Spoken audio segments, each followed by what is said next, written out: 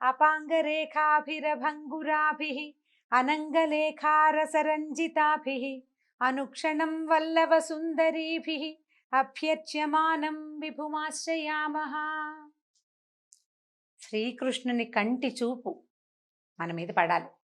ఎలాంటి కన్ను చూపు అంటే అనుక్షణం వల్లవ సుందరీలు అంటే గోపికలతోటి కూడి ఉండే కృష్ణుని కంటి చూపు అలాంటిది కొస చూపైన మన మీద పడితే చాలు. అలాంటి విభుణ్ణి ఆశ్రయిస్తాం. నిరంతరము ఈ గోపికల కంటి చూపుకి ఆశ్రయంగా ఉండేవాడు.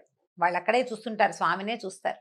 మనం కూడా అలాగే మన హృదయాలు కూడా కృష్ణుణ్ణి ఆశ్రయించి ఉండాలి, ఆయన్నే ఆశ్రయించి ఉండాలని చెప్తున్నాం. దేవకి వసుదేవుల మొదటి కుమారుడైన కీర్తిమంతుణ్ణి కంసుడు వధించాడు. తర్వాత వాళ్ళని చెరసాల్లో వేశాడు. చెరసాల్లో వేస్తే కంసుడికి ఇతను కొంచెం దుర్మార్గమైన ప్రవర్తన కలిగి ఉన్నవాడికి అతని మామగారైన జరాసంధుడు పూర్తిగా మద్దతు ఇచ్చాడు. ఆయనకి 2 కూతుళ్ళు ఉన్నారట జరాసంధుడికి. వాళ్ళిద్దరినీ కంసుడికి ఇచ్చి పెళ్లి చేశాడు.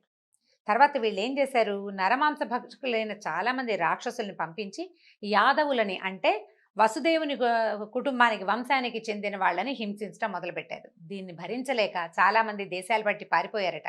కురు, పాంచాల, కేకయ, శాల్వ, తర్వాత విదేహ, విదర్భ, విదేహ, కోసల దేశాలలో ఆశ్రయం పొందారు.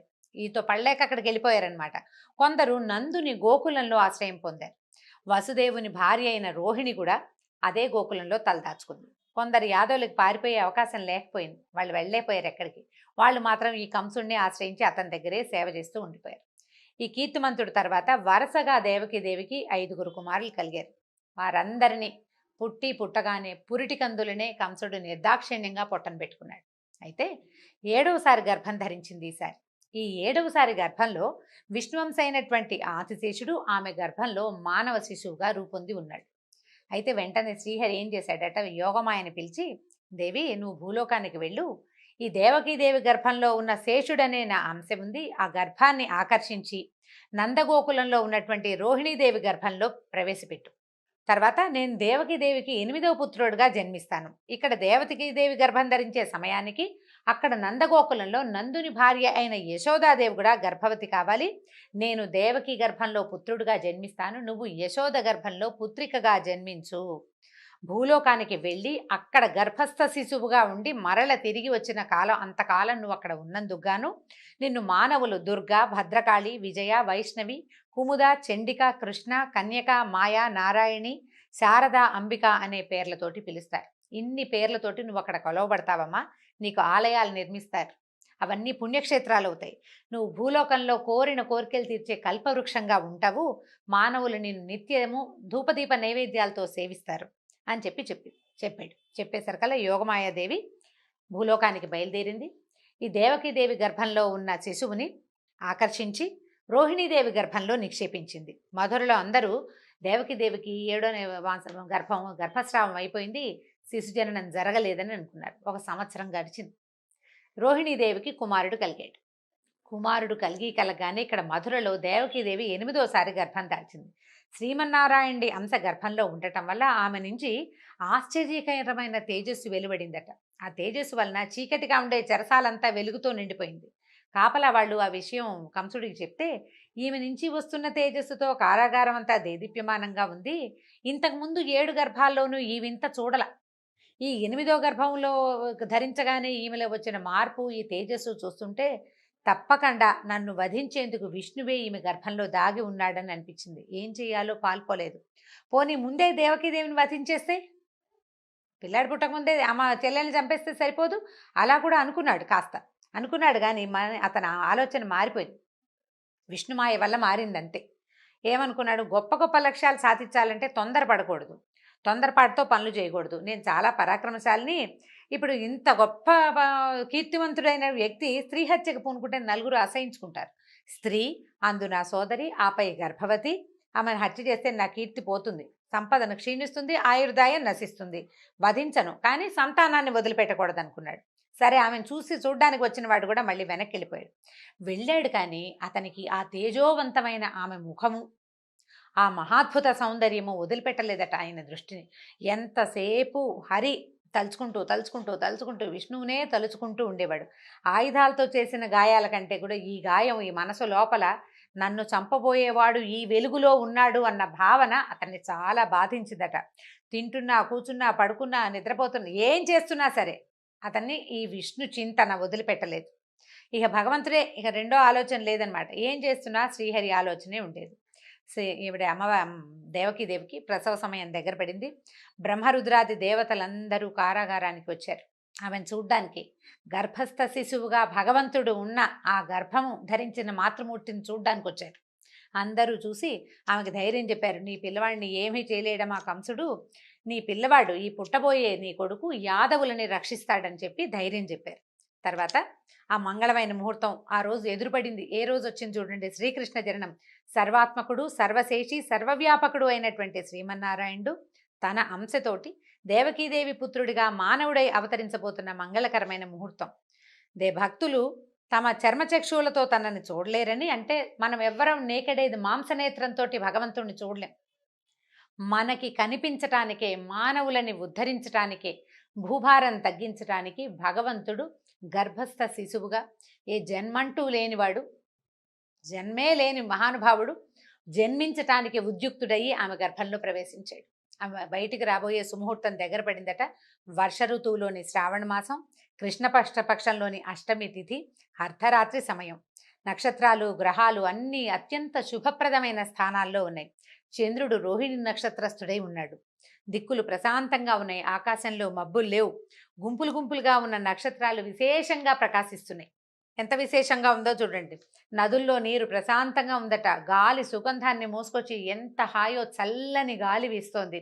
విప్రుల అగ్నిగృహాలలో త్రేతాగ్నులు నిలకడగా జ్వలిస్తున్నాయి. భగవంతుడు రాబోతున్నాడన్న ఆనందంతో అగ్నులు కూడా నిలకడగా జ్వలిస్తున్నాయట. అరణ్యాల్లోనూ ఉపవనాల్లో వృక్షాలకి, లతలకి అర్ధరాత్రి సమయంలోనే పువ్వులు పూసేసినాయట, గుత్తులు గుత్తులుగా. ఆ పువ్వుల వాసనకి తుమ్మెదలు వచ్చి చేరిపోయినాయట వాటి మీద. ఈ మధుర, సూరసేన దేశాల్లోని పట్టణాల్లో, నగరాల్లో, గ్రామాల్లో, గొల్లపల్లెల్లో కూడా అంతకుముందు ఎన్నడూ కనపడని ఎన్నో శుభశకునాలు కనిపించినాయట. గంధర్వులు, కిన్నరులు ఆకాశంలో నిలిచి ఆనందంగా గానం చేస్తున్నారు. మునులు, దేవతలు ఆకాశం నుంచి పుష్పవృష్టి కురిపిస్తున్నారు. బ్రహ్మ అధిష్టాన దేవతగా కలిగిన రోహిణీ నక్షత్రంలో జన్మమే లేని శ్రీమన్నారాయణుడు దేవతా స్వరూపిణి అయిన దేవకీదేవి యందు భువనమోహనుడైన మానవ శిశువుగా జన్మించాడు. అయితే ఈ శ్రీకృష్ణ పరమాత్మ జన్మించిన తిథి భాగవతంలో చెప్పబడలేదండి. ఇదంతా విష్ణు పురాణంలో ఉంది, ఏ సమయంలో జన్మించాడు ఏమిటి అనేది. అయితే వర్ష ఋతువులో శ్రావణ మాసంలో నేను పుడతానని చెప్పాడని ఉన్నది. ఆ తర్వాత ఈ పుట్టగానే శిశువు వెంటనే పద్మపత్రాల వంటి నేత్రాలు, 4 భుజాలు, శంఖము, చక్ర, గద వంటి మహా ఆయుధాలని ధరించి వక్షస్థలం మీద శ్రీవత్సమనే రేఖతోటి, అంటే ఒక పుట్టుమచ్చ ఉంటుంది విష్ణుమూర్తి, దాన్ని శ్రీవత్సము అంటారు. రేఖలాగా ఉంటుందట, చిన్న చిన్న గీతలు గీతలుగా ఉంటుంది. మెడలో కౌస్తుభమణి, పచ్చని పట్టుబట్టతోటి, దట్టమైన మేఘం వంటి మైఛాయతోటి, శరీరపు ఛాయతోటి ఈయన ఏం చేశాడు, అమూల్యమైనటువంటి మణులు పొదిగిన స్వర్ణ కిరీట కుండలాలతోటి, వాటి కాంతితో మెరిసిపోతున్న దట్టమైన ముంగురులతోటి, అనేక దివ్యాభరణాలతోటి ఆ చెరసాలలో తన తాలూకు దివ్యమైన తేజస్సుని నింపుతూ లేచి నుంచున్నాడు. పసిబిడ్డ ఒక్కసారి చతుర్భుజుడైన విష్ణుమూర్తిగా సాలంకృతుడుగా వాళ్ళకి దర్శనమిచ్చాడు. వసుదేవుడు ఆశ్చర్యచకితుడైపోయాడు. శ్రీమన్నారాయణనే అట్లా చూస్తూ ఉండిపోయాడట. తన పిల్లవాడు పుట్టాడు అనే భావం లోపలే అది పూర్తిగా మనసులో నిండకముందే శ్రీహరి అనే భావం ఉదయించేసిందట. ఆయన చూసిన భాగ్యమో, పుత్రుడు కలిగిన ఉత్సాహమో తెలియక ఆయన మనసు ఆనంద తరంగితమైపోయింది. నీటిని ముట్టుకుని 10,000 గోవుల్ని వేదవేత్తలకి ధ్యానం చేస్తానని ప్రమాణం చేసుకున్నట్టు.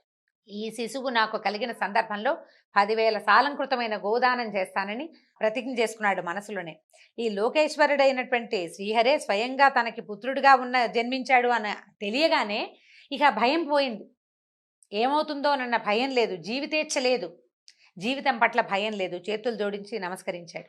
ఈ పుట్టగానే నారాయణమూర్తిగా తమ ఎదుట నిలబడ్డటువంటి ఆ శిశువును చూసి దేవకీదేవి కూడా చాలా స్తుతించింది. కానీ ఆ తల్లి ప్రాణం గిలగిల్లాడిపోయింది. బిడ్డ ఏమైపోతాడు, నా పిల్లాడు ఎలాగా అని తల్లి ప్రాణం కొట్టుకుపోయిందట. అయ్యా, మా చుట్టూతా పరమ అజ్ఞానులున్నారు, నీ దివ్య రూపాన్ని వాళ్ళకి కనపడినివ్వక, నువ్వు కనిపిస్తే ఏం చేస్తారో, నువ్వు పుట్టావన్న వార్త ఇంకొక నిమిషంలో కంసుడికి తెలిసిపోతుంది, వాడు పరిగెత్తుకొచ్చేస్తాడు. నీ తాలూకు ఈ పరమాద్భుత దివ్య రూపాన్ని చూసే అర్హత లేదు వాడికి, దుర్మార్గుడు, నీ దివ్య రూపాన్ని ఉపసంహరించు, వాడు నిన్నేం చేస్తాడో అని నాకు భయంగా ఉంది నాయన అని దుఃఖపడిందట. అప్పుడు ధైర్యం చెప్పాట. ఈ రూపంలో వాళ్ళకి ఎందుకు కనిపించాడో చెప్తున్నాడు. దేవకీ వసుదేవులారా, నేను ఇప్పుడే మీకు పుత్రుడిగా జన్మించానని భావిస్తున్నారు. కాదు, కొన్ని మన్వంతరాలుగా మీరు దంపతులుగానే ఉన్నారు. నేను మీకు ఇది మూడోసారి జన్మించానని చెప్పాడు. మొట్టమొదటట వీళ్ళు స్వయంభువ మన్వంతరంలో, శ్వేతవరాహ కల్పంలో స్వయంభువ మన్వంతరంలో వీళ్ళిద్దరూ భార్యాభర్తలుగా ఉన్నారు. ఆమె పేరు పృశ్ని, అతను సుతపుడు, భార్యాభర్త. అయితే వీళ్ళని బ్రహ్మదేవుడు వాళ్ళని పుట్టించి సృష్టి చేయమన్నాడు. వీళ్ళకి ఏంటంటే కొంత వైరాగ్యం అవలంబించారు. సృష్టి మీద ఆసక్తి లేదు. శ్రీమన్నారాయణుడి కోసం తపస్సు చేస్తే నారాయణమూర్తి ప్రత్యక్షమైనప్పుడు ఆయనని చూసిన ఆనందంలో వాళ్ళు సంతానేచ్ఛ కలిగి మాకు పుత్రుడిగా నువ్వే జన్మించమని ఒకే కోరికని 3 సార్లు అడిగారట. మీరు 3 సార్లు అడిగితే 3 సార్లు ఆ వరాన్ని ఇవ్వడానికి నేను సన్నద్ధున్నయ్యాను. అప్పుడు పృశ్ని గర్భంలో ఏం చెప్తున్నారు? మొట్టమొదటిసారి పృశ్నికి జన్మించి పృశ్ని గర్భుడిగా పేరు పొందాను. రెండో జన్మలో మీరు అదితి కశ్యపులుగా ఉన్నప్పుడు నేను వామనుడిగా మీకు జన్మించాను. అప్పుడు ఇంద్రుడు నాకు అన్నగా ఉన్నాడు. ఇది మీ యొక్క 3వ జన్మ. ఈ రకంగా మీరు కోరిన కోరికని తీర్చానని, 3 సార్లు మీ కోరిక తీరిందని మీకు తెలియచేయటానికే నేను మీకు ఈ రూపంలో కనిపించానని చెప్పాడు. మీరు ఈ జన్మలో ఒక్కొక్కసారి నేనే పరబ్రహ్మాన్నని, అంటే పరదైవతాన్ని నేనేనని మీరు తెలుసుకుంటారు. అంతలోనే ఆ జ్ఞానం పోయి మీ కుమారుడుగా నన్ను భావిస్తారు అని చెప్పాడు. చెప్పిన తర్వాత ఏం చెప్పాడంటే, వసుదేవ, నన్ను తీసుకెళ్ళి నందగోకులానికి వెళ్ళు. నీకేమీ భయం లేదు. నువ్వు అక్కడ అదే సమయానికి యశోదాదేవి స్త్రీ శిశువుకి జన్మనిచ్చింది. ఈ పిల్లవాడిని అక్కడ అట్టపెట్టి అక్కడ ఉన్న చిన్న చంటి పిల్లని ఎత్తుకొచ్చేసేయమన్నాడు.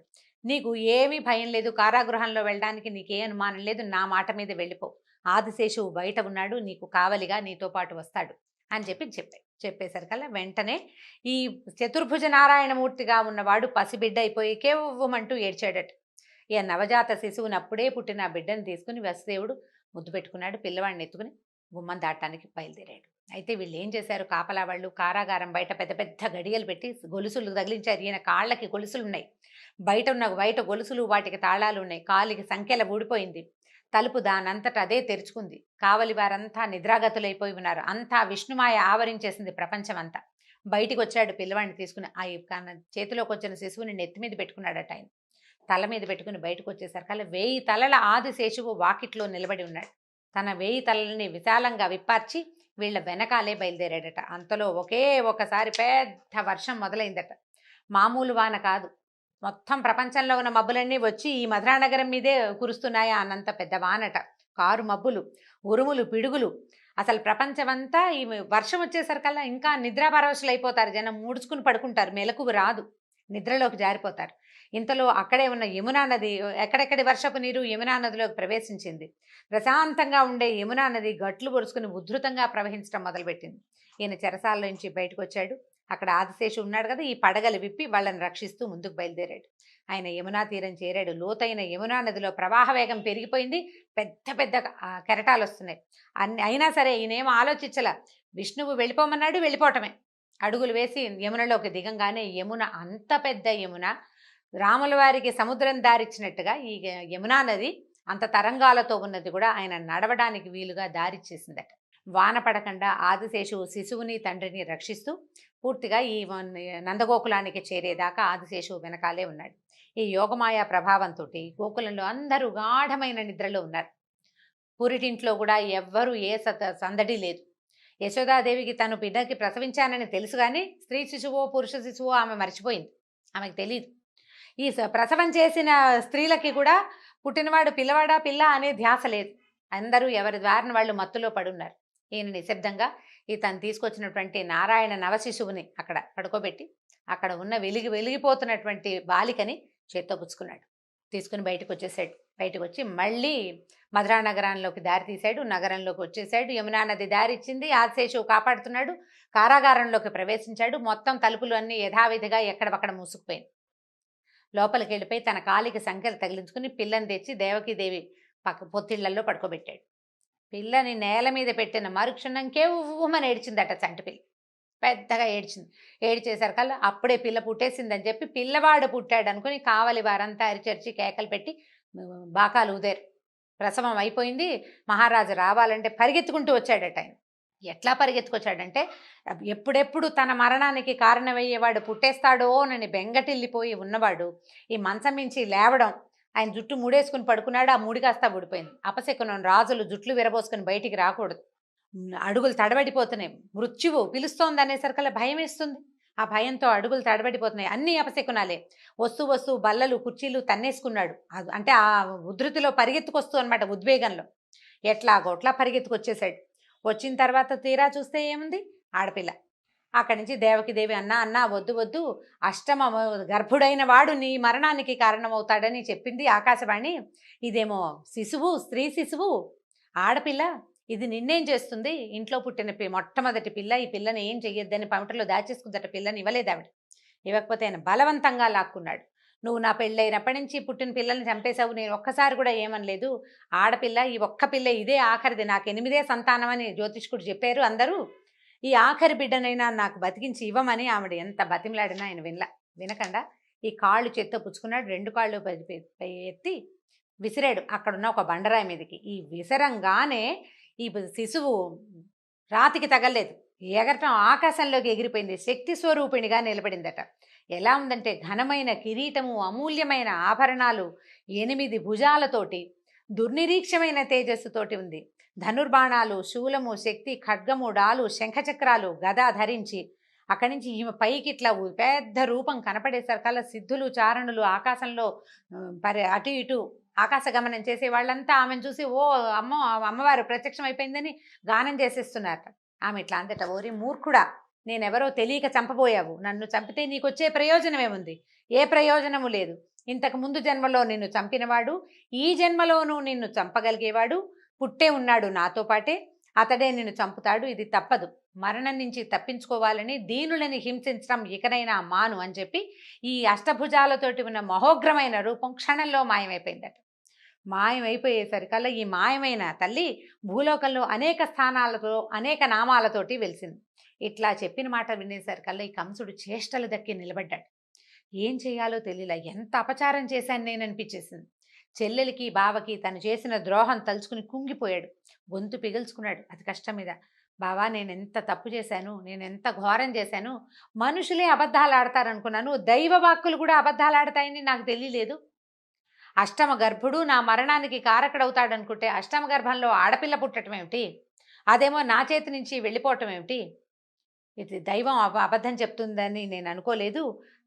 అశరీరవాణి ఆకాశవాణి అసత్యం చెప్పదని నమ్మాను. ఇవన్నీ నా ప్రాణం కాపాడుకోవాలనే ఆతృతతోటి నరమాంస భక్షకుడిలాగా మీ పిల్లలందరినీ చంపేశాను. మీ పట్ల అపచారం చేశాను. నాకు నిష్కృతి లేదని అసలు ఇంకా కరిగి నీరే ప్రవహించేశాడనమాట కంసుడు. అక్కడి నుంచి మీరు చాలా జ్ఞానులు, మీకు తెలియంది లేదు. లోకంలో ఎవరు ఎవరిని చంపలేరు. ఎవరు జన్మించినా ఎవరు మరణించినా దానికి కాలమే కారణమని మీలాంటి వాళ్ళకి నేను చెప్పక్కర్లేదు. నన్ను క్షమించండి అని చెప్పి వాళ్ళ కాళ్ళు పట్టుకున్నాడు. చెల్లెలది, బావది. వీళ్ళు కూడా వాళ్ళకి తెలుసు ఏం జరిగింది, ఏం జరుగుతోంది అని. తెలిసినా కూడా ఏం చేశారు? వీడితో మూర్ఖుడితోటి సంభాషణ ప్రమాదకరం అంచేత ఏమన్నారు, ఇక ఇలా జరగాల్సి ఉంది, జరిగింది. అందరిలోనూ పరమాత్మనే చూసేవాడికి ఒకడు మిత్రుడు కాదు, ఇంకోటి శత్రువు కాదు నాయన. పరమేశ్వరుడే ఈ లీలంతా నడిపిస్తాడు. ఏం పర్వాలేదు. నువ్వు ఆపలేవు, మేము ఆపలేవు. ఇలా జరిగేదాన్ని మనమేం ఆపుతాం, పరమేశ్వరుని లీల అని చెప్పి నిశ్శబ్దంగా ఉండిపోయారు. కంసుడు వాళ్ళిద్దరిని చెరసాల నుంచి విముక్తులను చేసేసాడు. వాళ్ళ అనుమతి తీసుకుని ఈ రాజమందిరానికి వెళ్ళిపోయాడు. ఈ వెళ్ళిపోయిన కంసుడికి ఎవరు ఎటువంటి సలహా చెప్పారు, అతను మళ్ళీ తన ప్రవర్తనని ఏ రకంగా మార్చుకున్నాడు. దుర్మార్గులు చూడండి, ఇవాళ చాలా రియలైజ్ అయినట్టు ఉంటారు. రేపొద్దుటికి వాడి ప్రవర్తన మారిపోతుంది. చంపేస్తానన్న చెల్లెల్ని వదిలిపెట్టాడు. నేను చంపనన్న పిల్లవాడిని చంపేశాడు. ఇప్పుడు వీళ్ళని వదిలిపెట్టాడు, కాళ్ళు పట్టుకున్నాడు, నాది తప్పేనన్నాడు. రేపేం చేస్తాడో తెలీదు. రేపేం చేయబోతాడో కంస మహారాజు రేపటి కథలో తెలుసుకుందాం. నమస్కారం.